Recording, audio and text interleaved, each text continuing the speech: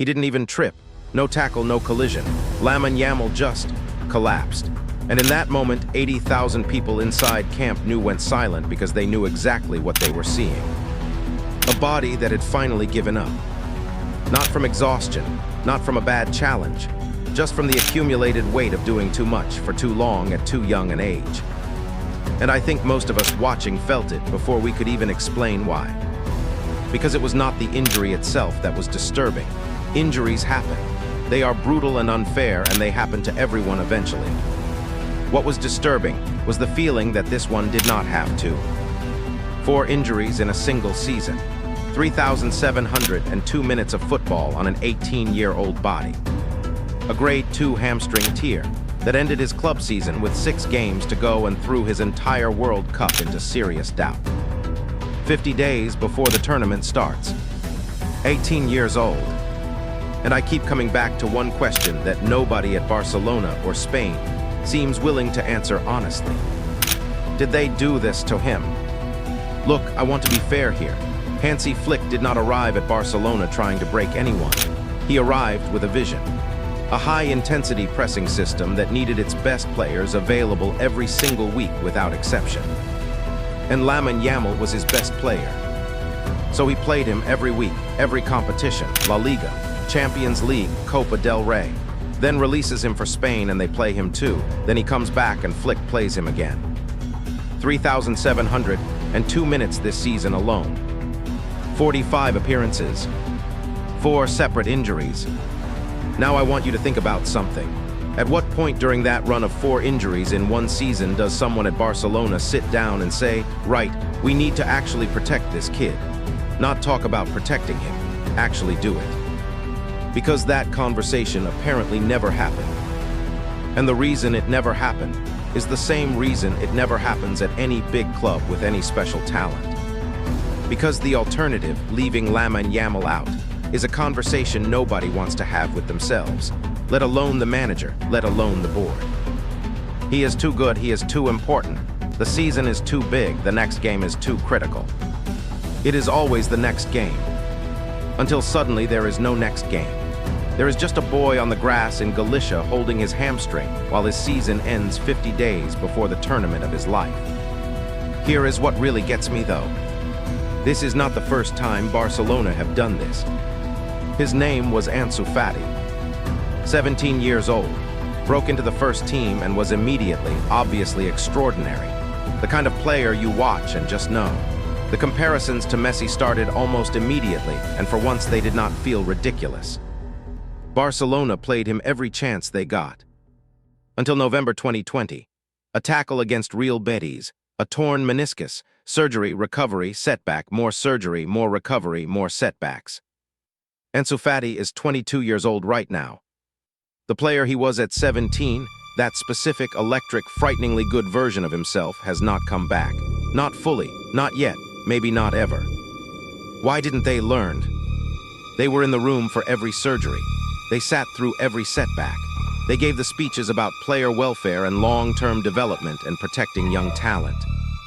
And then they took the next generational teenager they had, gave him 3,702 minutes in a single season, and here we are.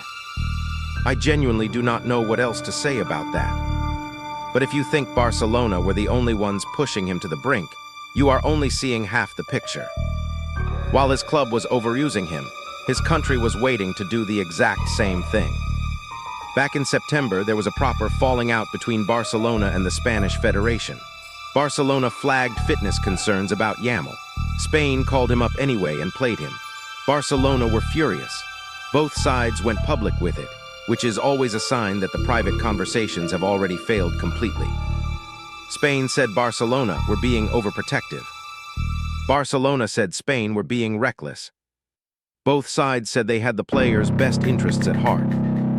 And Yamal, 18 years old, caught between his club and his country, both of whom needed him more than they were willing to admit, had no real power in any of that. He was not being looked after. He was being divided up. There is a difference between managing a player and deploying a player. Managing means sometimes making the hard call, leaving him out when he is not fully right, accepting short-term cost because you are thinking about the next 5 years, not the next 5 days. Deploying means using him because he is available, and you need him, and the alternative is too uncomfortable to consider.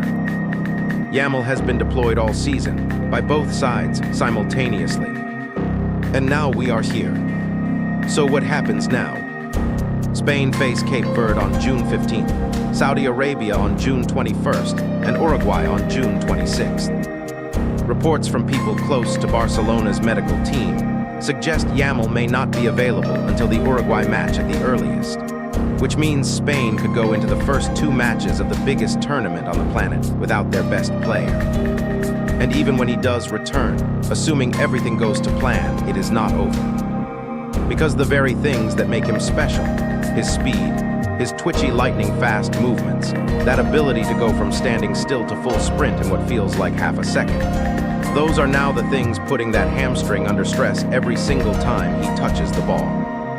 Everything that makes Yamal dangerous is exactly what his body is warning him about. Spain know this, Barcelona know this, every physio involved in his recovery knows this. The question is whether knowing it will actually change anything. Because this is bigger than Yamal. This is the story of what elite football does to teenagers who are exceptional enough to be needed, but young enough to still need protecting. And the sport has never worked out how to do both at the same time. Ansu Fati at 17, Yamal at 18, Cesc Fabregas at 16. The names change, the story does not.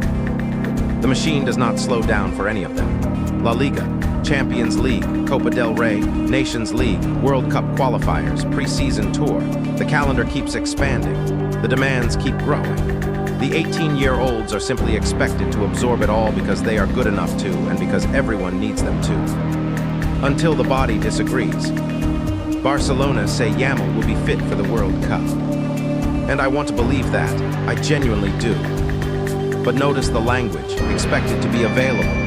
Conservative treatment plan, anticipated recovery. Not confirmed, not guaranteed, expected. And somewhere between expected and confirmed is where the real story lives. The one where a grade 2 hamstring in an 18-year-old who has already had 4 injuries this season decides it needs more time than anyone's schedule allows. The greatest young player in the world is 18 years old and already in a race against his own body. And the people managing his recovery are the same ones who created the problem in the first place. So here is where I leave you. Who is actually responsible for what is happening to Lamine Yamal? Is it Barcelona, who gave him 3,702 minutes and called it faith in his quality? Is it Spain, who played him when his club said he was not right and called it international duty? Is it the industry, which built a calendar so relentless that there is no safe space inside it for an 18-year-old body? Or is it us, the fans, the people who fill the stadiums and watch the streams and demand the football and make the machine worth running in the first place? Think about that before you scroll away. Leave your answer below, because this one is not just a football debate. This one is about what the sport we love is doing to the people who make it worth loving. Next time on Football After Dark, he was handed the number 10 as a blessing.